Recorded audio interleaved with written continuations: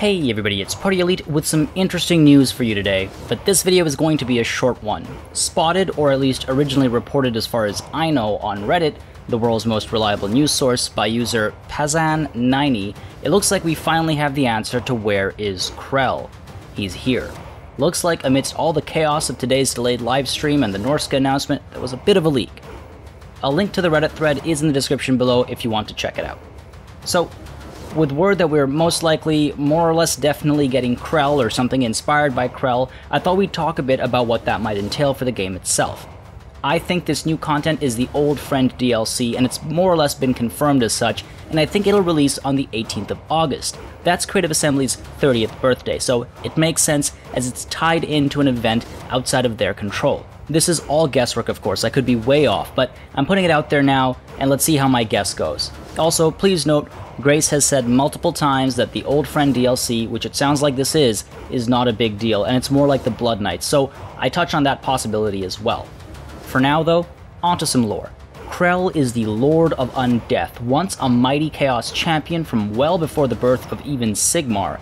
From the tribes of the north, Krell built an empire out of the barbarians and drove south after uniting them against the dwarfs alongside allied night goblins to earn himself many dings in the Book of Grudges. Eventually, he was slain by the dwarf Grimbul Ironhelm during an assault on Karak Kadrin.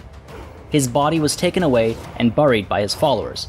Of course, that's not the end. This guy is too much of a badass for his story to simply end after creating an empire out of barbarians.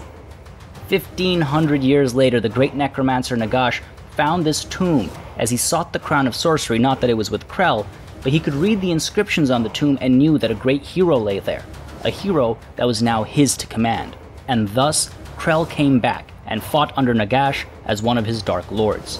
Eventually, when Nagash and Sigmar clashed at the Battle of the River Reich, Krell led an undead legion from the front right into the dwarfs. As they made progress, however, Sigmar slew Nagash, crushing his skull under Galmaraz, and the undead army withered away, except for Krell and his Graveguard. Krell, former Chaos champion that he was able to cut his way through the dwarfs and escape alongside what was left under his command. Sigmar's forces gave them a head start as they were far too exhausted at the time to give chase, and it was a while before Krell and his doomed legion were cornered, after, metaphorically, setting the land on fire. Krell was slain once more by Sigmar at the Battle of Glacier Lake, and his body this time was sealed in a magical tomb. But centuries later, Heinrich Kemmler came upon Krell's tomb, and once more Krell was risen from his grave. Under Kemmler's lead, Krell fought primarily against Bretonnia at La Maisontal Abbey, the Wood Elves during the Winter of Woes, and the Empire at Castle Reiksgard. He even dueled and nearly slew the Slayer Gottrek Gurnisson.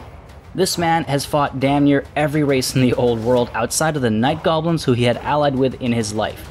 Kemmler is entirely of the belief that Krell is under his service, but that's not entirely the case. Later on Nagash's return, Krell ended up an ally of Nagash after all, but we're not going to get into that. The real question is this: when working with the undead, how does Krell stop himself from stealing some of those skulls for the Skull Throne? On the battlefield, I imagine he'll be quite the melee combatant, considering his background as a Chaos Worshipper, specifically of Khorne, and he'll probably have all the standard parts of an undead unit. The way his past exploits have been described, I imagine he won't be a duelist, instead delivering pain to units with large swipes of his axe. He will probably cause fear and terror, and will almost definitely be heavily armored and armor-piercing. I wonder, also, if he'll have access to items that enable regeneration for him and those around him. Items he will most likely have are the Armor of Barrows and the Black Axe of Krell.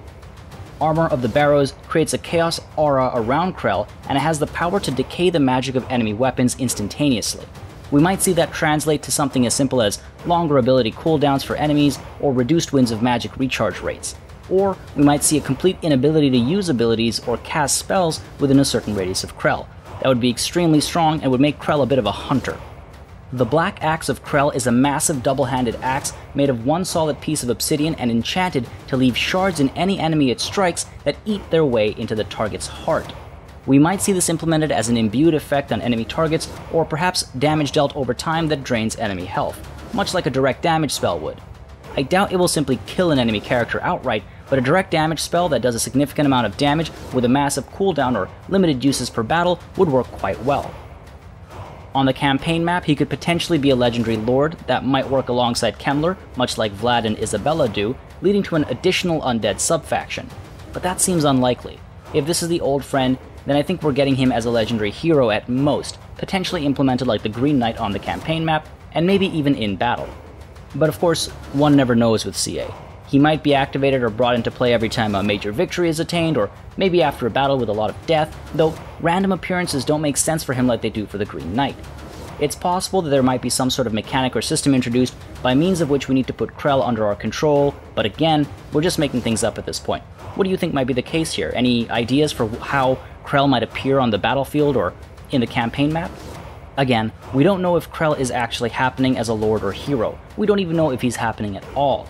We've been told the old friend was going to be along the lines of the Blood Knight, so maybe it's actually a Regiment of Renown or something with Krell in the name, or alternatively it could be named after his undead legion, the Doomed Legion.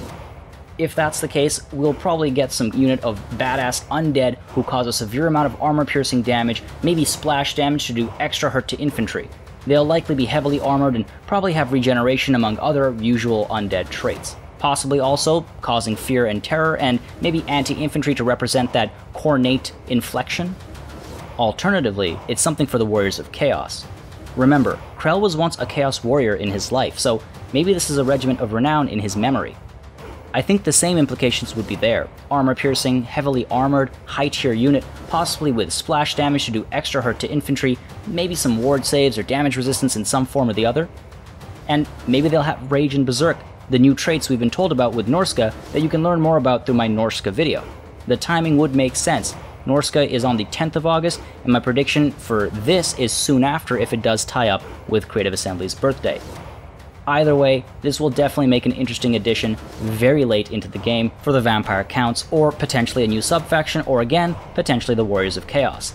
No matter what it is, let's keep our expectations checked, and let's not oversell ourselves on something we know nothing about.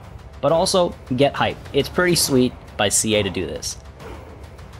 As always guys, make sure you subscribe to this channel for more Total War content, battles, campaigns, and news. The hype train beeps on, we just need to keep up with it. Thank you very much for watching, and until next time, cheers.